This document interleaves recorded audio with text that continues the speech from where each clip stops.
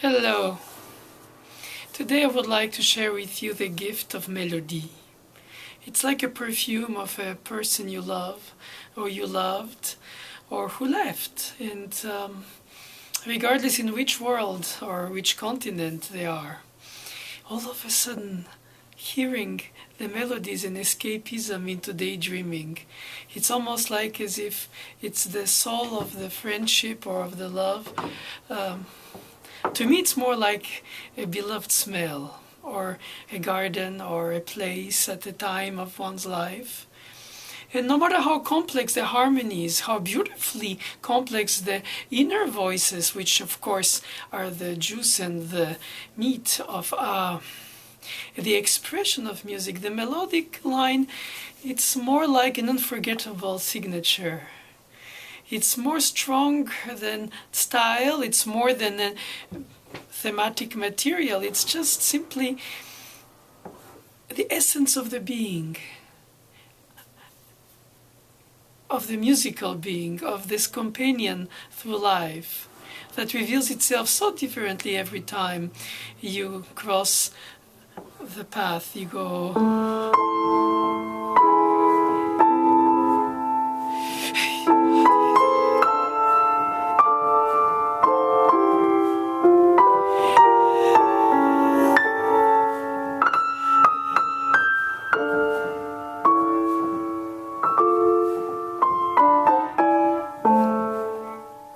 It might not be perfect when you perform it, but it immediately opens a daydream inner world that blossoms in your psyche. After the Schumann, perhaps the Chopin.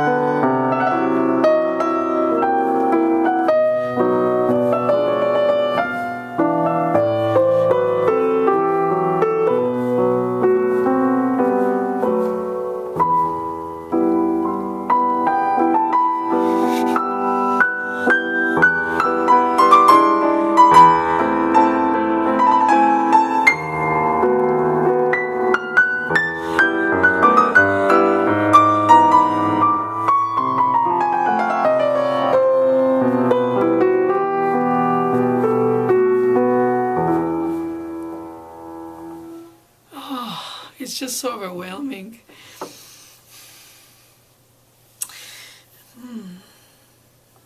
Forêts claires de lune.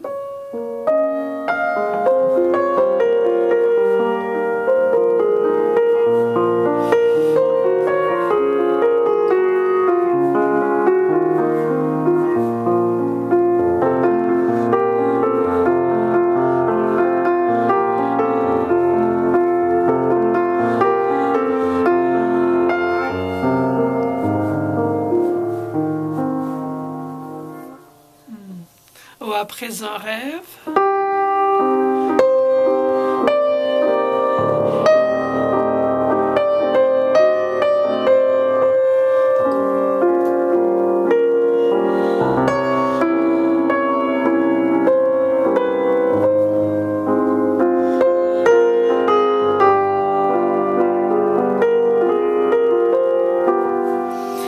Beyond words, even beyond the original harmony, which somehow came to me differently at this point, but it was because I highlight the melody. The melody is just like a dear old friend, and even if not old, just friend.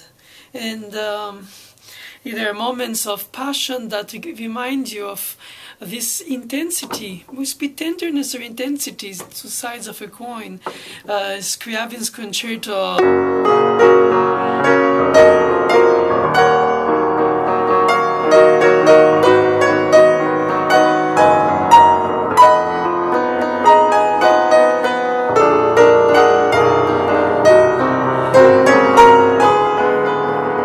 That feeling that you're opening a horizon of how hug.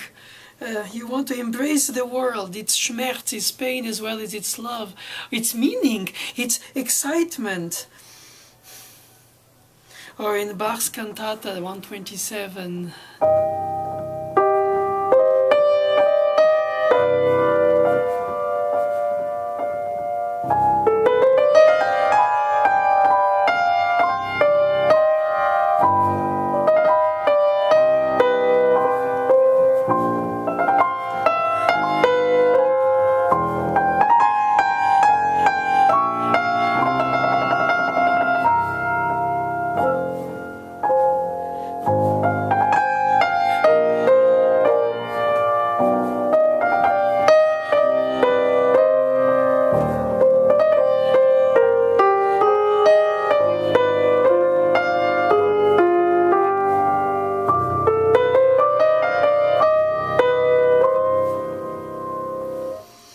Or Schumann's Mondnacht song.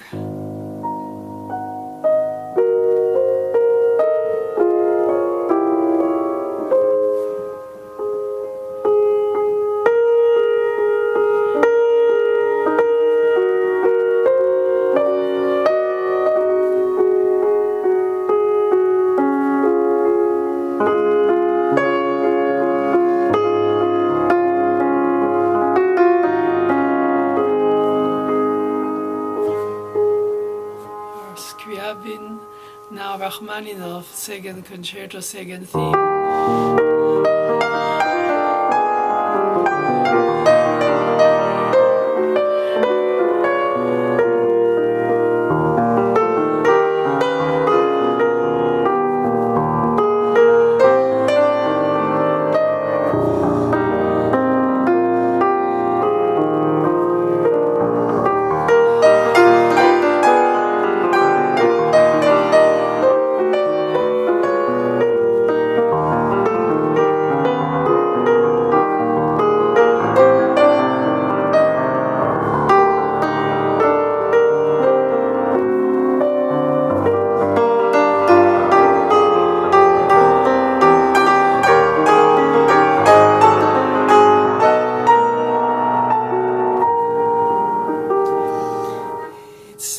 Never-ending horizon line, the rainbow of life. And it comes to life just with few notes that are most of them by themselves probably banal. Or the Tchaikovsky second theme.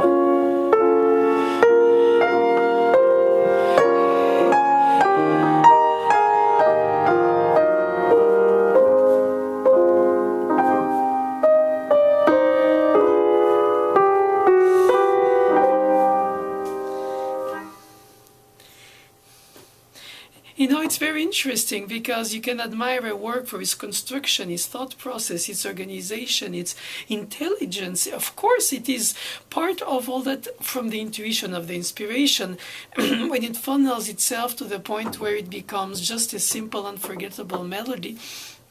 The melody overwhelms all of a sudden all that knowledge. It's just like in Saint-Saëns.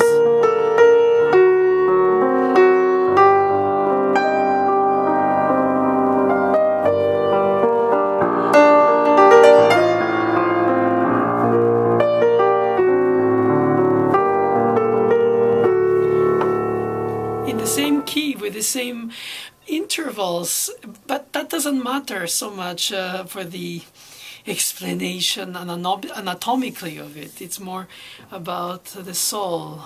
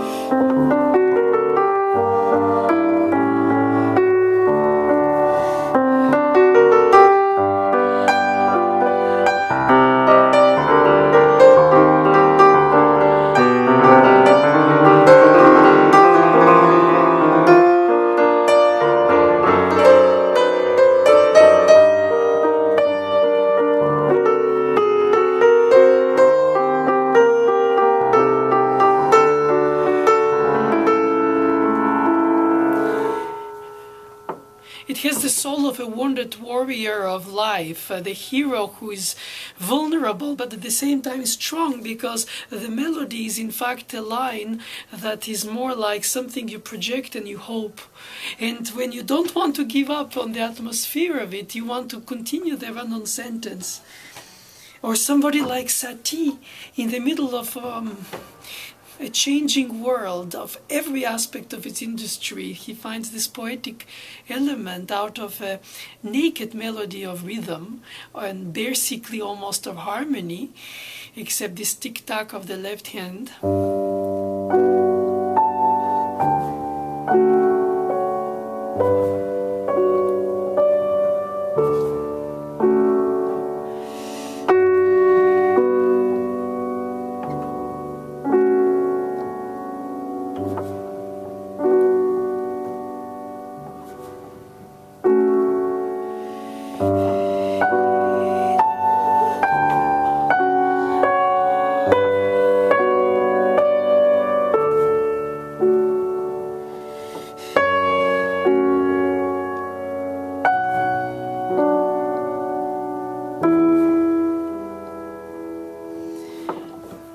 On this E, when every melody has to be cut off from its connected work, it reminds me, my father used to write a notebook since he was a student, with writing down on solfège dictation the melodies that he loves. It's just like poems, I guess, just like something you carry with you, like a favorite statement or somebody's quote, of course, that helps you to understand this world or go through a hardship or even through joy. Is a Stravinsky Five Fingers, a very simple, apparently, but not simplistic piece.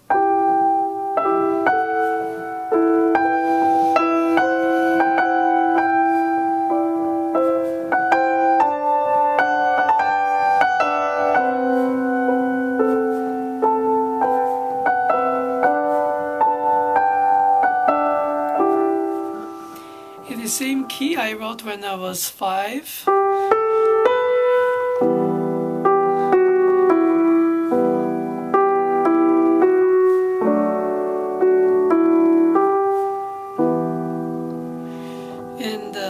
Became the slow movement theme of my first concerto, which I composed and orchestrated when I was 10.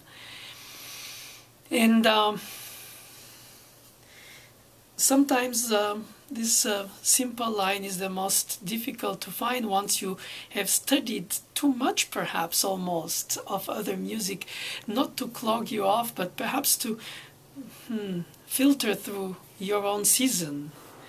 And late in my life today, I wrote a Seven Sister Ballad theme.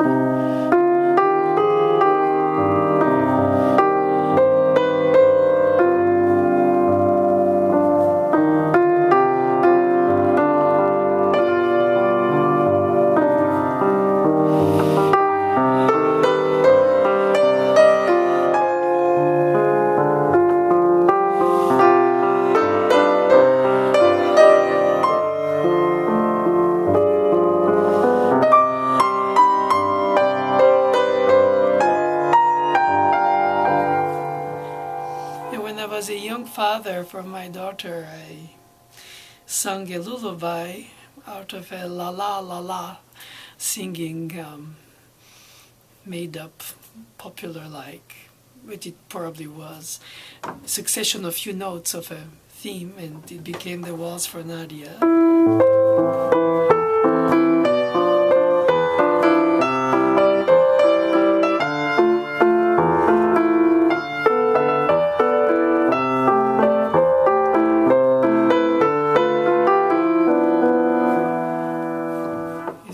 Parisian valse musette style, being that happened in Paris when she was born.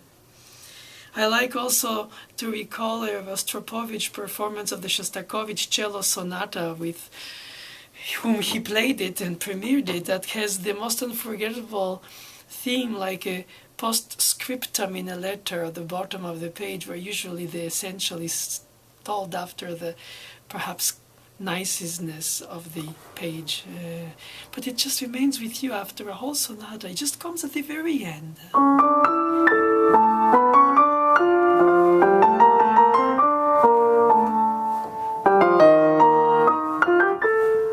And then it finished. And you feel like, whoa, you passed, where are you? It's almost as if by not presenting this thematic material at the beginning of the cute movement,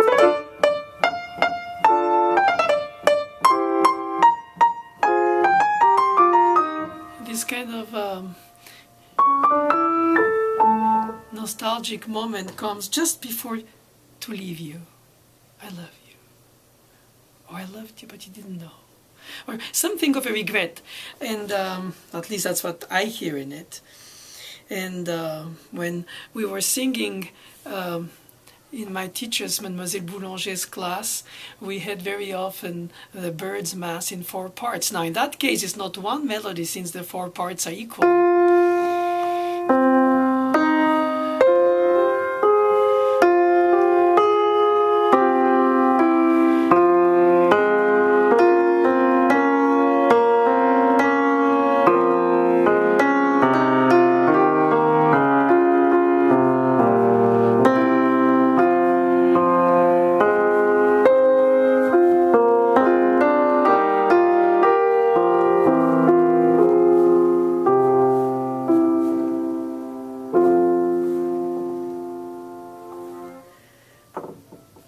I'm getting off topic because obviously it's not the melody, but it's now the melodies.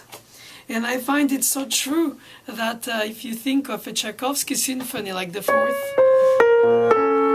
the oboe solo,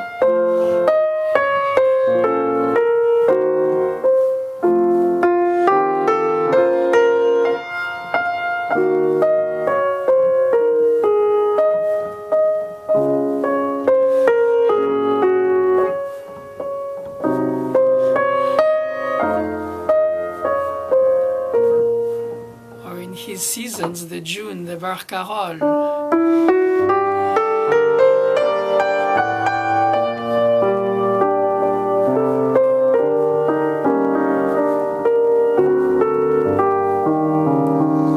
But my favorite of his, if possible to have one favorite after another favorite,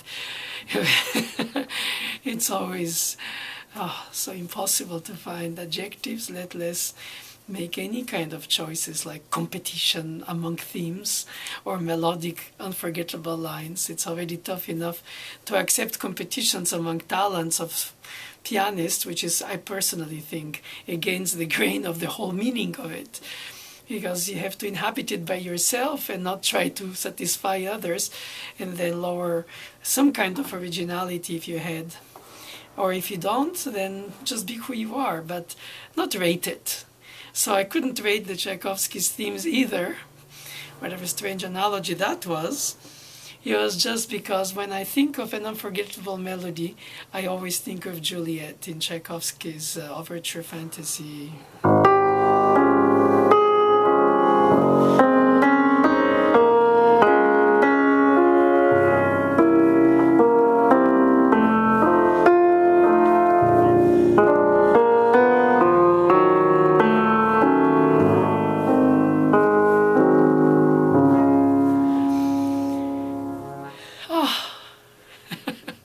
Emotional. How can one not? In the Requiem by Fauré, the In Paradisum,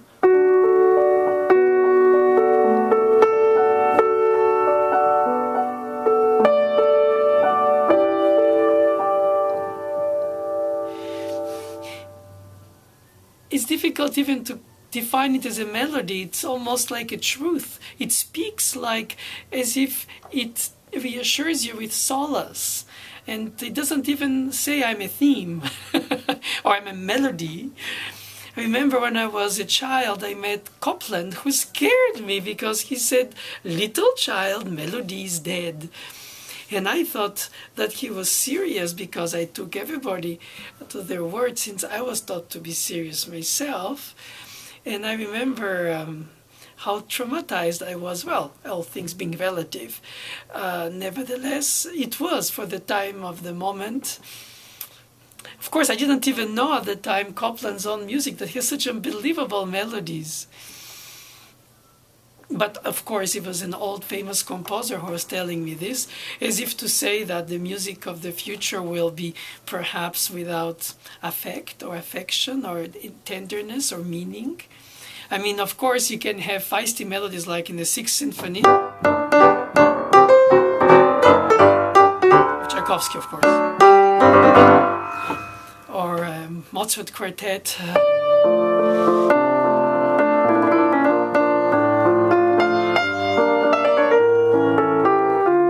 Forêt Quartet.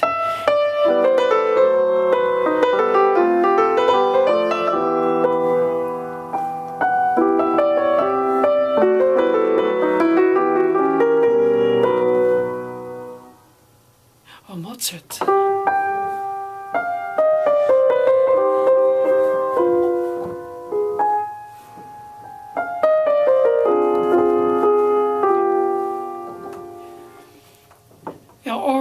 Or it's like as if the bouquet of melodies exponentially expands. And I'm sure that if you're listening to this now, you're thinking of your own favorite melody, which I must have obviously bypassed. Not because I ignore, but because somehow you make a choice of the moment spontaneously.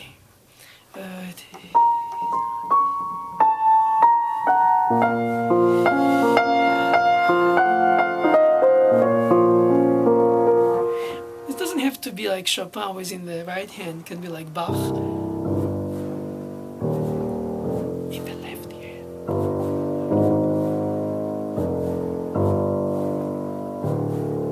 Rather in the feet, in the organ.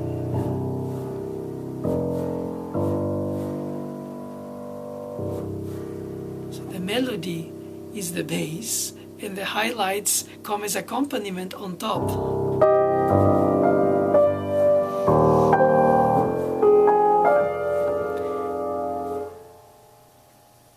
Or you can have it in the middle, not only, but also in the first Forêt.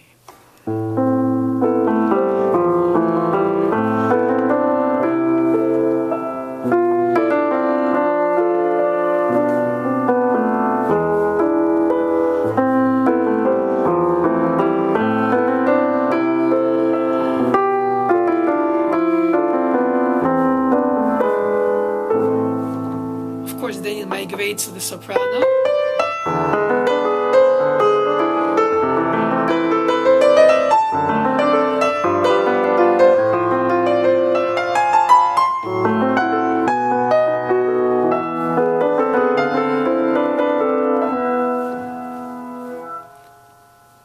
Of course.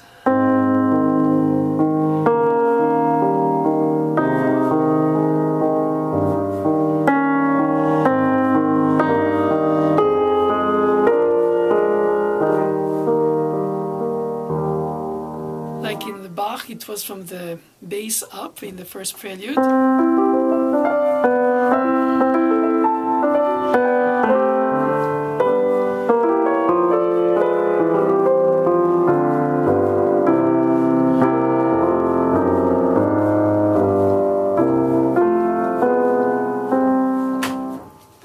It's a very short succession. It's almost like a little minimization, but it goes from down up. And I believe that when Chopin wrote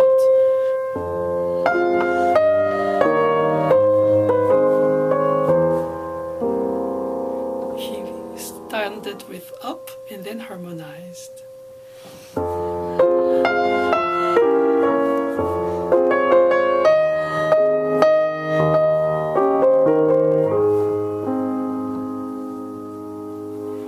For his first nocturne.